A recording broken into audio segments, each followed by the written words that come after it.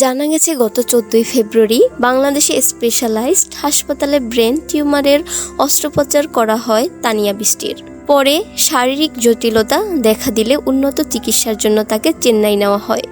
সেখানে গত 9 মার্চ তার মাথায় পুনরায় অস্ত্রোপচার করা হয়। অস্ত্রোপচারের পর কয়েকদিন আইসিইউতে লাইফ সাপোর্টে রাখা হয়েছিল তাকে।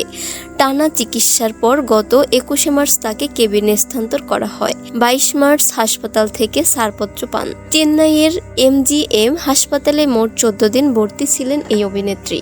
চয়নিকা চৌধুরী জানান, বর্তমানে তানিয়ার অবস্থা স্থিতিশীল হলেও তাকে বিশেষ সতর্কতার মধ্যে থাকতে হবে। বিশেষ করে মাথার চিকিৎসার কারণে কোনো ধরনের মানসিক চাপ নেওয়া থেকে বিরত থাকতে বলা হয়েছে।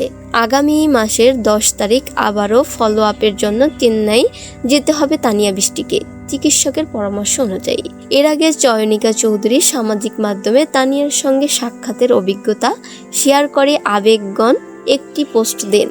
সেখানে তিনি অভিনেত্রীর দ্রুত সুস্থতা কামনা করেন।